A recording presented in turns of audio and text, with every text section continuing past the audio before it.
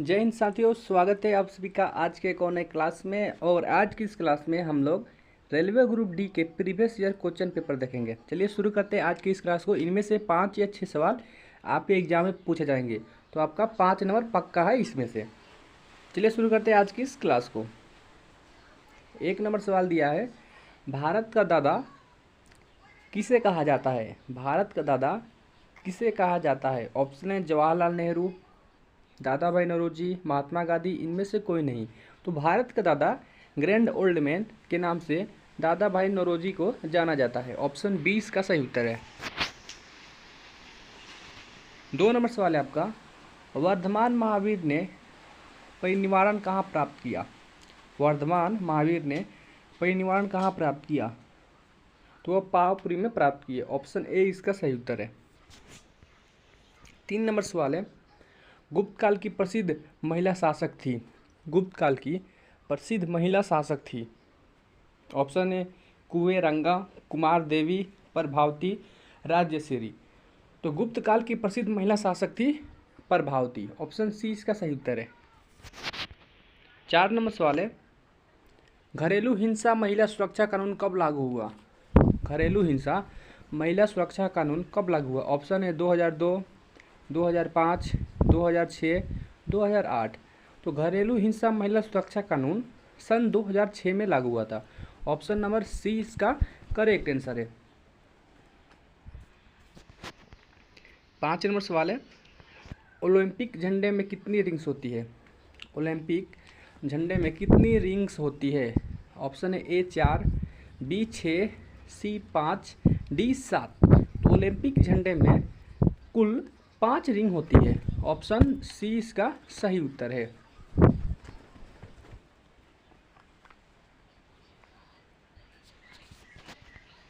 6 number सवाल है, रविंद्रनाथ टैगोर को नोबेल पुरस्कार किसके लिए मिला था?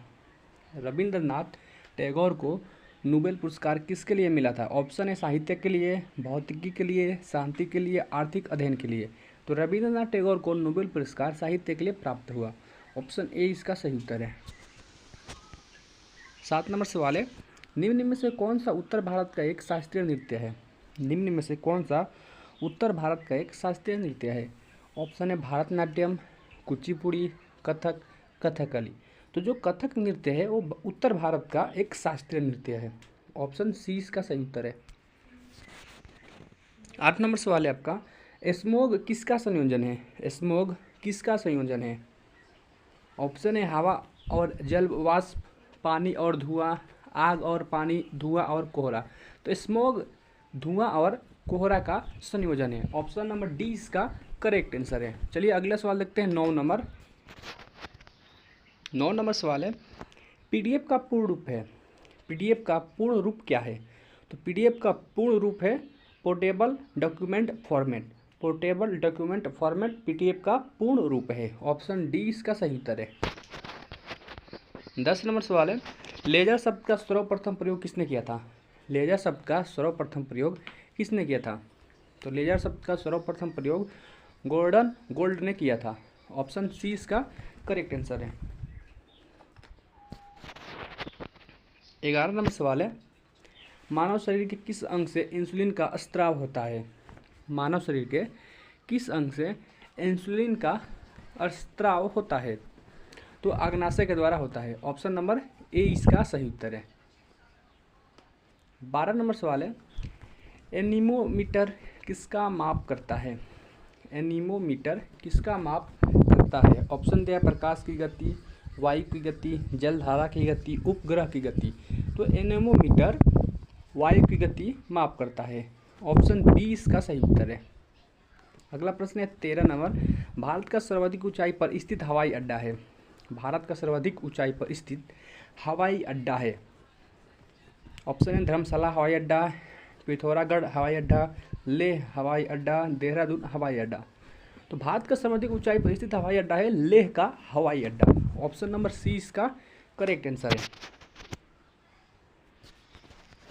अगला प्रश्न है 14 नंबर, भारत के पहले उपग्रह का नाम क्या है? भारत के पहले उपग्रह का नाम क्या है? आर्यभट्ट, भास्कर, रोहिणी, इनसेंट। तो भारत के पहले उपग्रह का नाम है आर्यभट्ट। ऑप्शन ए इसका सही उत्तर है। 15 नंबर सवाल है, न्यूटन की गति का पहला नियम किसकी संकल्पना देता है? न्यूटन की गति का पहला नियम किसकी संकल्पना देता है? बल का, त्वरण का, जड़त्व का, ऊर्जा का? तो जड़त्व का संकल्पना देता है। ऑप्शन सी इसका सही उत्तर है। 16 नंबर सवाल है आपका, भारत का सबसे बड़ा मरुस्थलीय राज्य कौन सा है? भारत का सबसे बड़ा मरुस्थलीय राज्य कौन सा है? ऑप्शन है गुजरात, मध्य प्रदेश, राजस्थान, महाराष्ट्र। तो भारत का सबसे बड़ा मरुस्थलीय राज्य राजस्थान है। ऑप्शन सी इसका सही उत्तर है। 17 नंबर सवाल है, कौन भारत का सबसे बड़ा नमक उत्पादक राज्य है? कौन भारत का सबसे बड़ा नमक उत्पादक राज्य है? ऑप्शन है ए तमिलनाडु, बी गुजरात, सी उड़ीसा, डी महाराष्ट्र। तो भारत का सबसे बड़ा नमक उत्पादक राज्य है गुजरात। ऑप्शन बी इसका सही उत्तर है। 18 नंबर सवाल है, कौन सी खाड़ी श्रीलंका को भारत से अलग करती है? कौन सी खाड़ी श्रीलंका को भारत से अलग करती है? ऑप्शन है खंबात की खाड़ी, मन्नार की खाड़ी, कच्छ की खाड़ी, बंगाल की खाड़ी। तो इनमें से जो मन्नार की खाड़ी है वो श्रीलंका को भारत से अलग करती है। ऑप्शन बी इसका सही उत्तर है।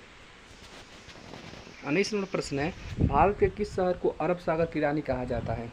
भारत के किस शहर को अरब सागर की रानी कहा जाता है? ऑप्शन दिया है मुंबई, कोच्चि, चेन्नई, विशाखापट्टनम। तो भारत के जो कोच्चि शहर है उसे अरब सागर की रानी कहा जाता है। ऑप्शन बी इसका सही उत्तर है। 20 नंबर सवाल है, भारत का सबसे ऊंची मीनार कौन सी है? भारत की सबसे ऊंची मीनार कौन सी है? ऑप्शन है ए चार मीनार, बी कुतुब मीनार, सी Lal Qila, D India gate. तो भारत की सबसे ऊंची मीनार है कुतुब मीनार। ऑप्शन बी इसका करेक्ट आंसर है। 21 नंबर सवाल है, पोंगल किस राज्य का एक प्रमुख त्यौहार है? पोंगल किस राज्य का एक प्रमुख त्यौहार है? Option A Kerala, B Karnataka, C Andhra Pradesh, D Tamil Nadu. तो पोंगल तमिलनाडु राज्य का एक प्रमुख त्यौहार है। ऑप्शन डी इसका सही उत्तर है। 22 नंबर सवाल है, किस वैज्ञानिक ने टेलीविजन का आविष्कार किया? किस वैज्ञानिक ने टेलीविजन का आविष्कार किया? तो टेलीविजन का आविष्कार कौन बोलते हैं? John Logie Baird. Option C इसका सही उत्तर है, सी। 23 नंबर सवाल है, भारत की पहली रंगीन फिल्म कौन सी है? भारत की पहली रंगीन फिल्म कौन सी है? भारत की पहली रंगीन फिल्म है किशन कन्हैया। ऑप्शन सी इसका सही उत्तर है। 24 नंबर सवाल है, शतरंज में प्रथम विश्व चैंपियन भारतीय कौन है? शतरंज में प्रथम विश्व चैंपियन भारतीय कौन है? तो वह है विश्वनाथ आनंद। ऑप्शन सी इसका सही उत्तर है। 25 नंबर सवाल है, हमारे शरीर में कार्बोहाइड्रेट किस रूप में संग्रहित होते हैं? हमारे शरीर में कार्बोहाइड्रेट किस रूप में संग्रहित होते हैं? ऑप्शन है ग्लूकोज, स्टार्च, ग्लाइकोजन, फाइबर। तो हमारे शरीर में कार्बोहाइड्रेट ग्लाइकोजन में संग्रहित होते हैं। ऑप्शन सी इसका सही उत्तर है।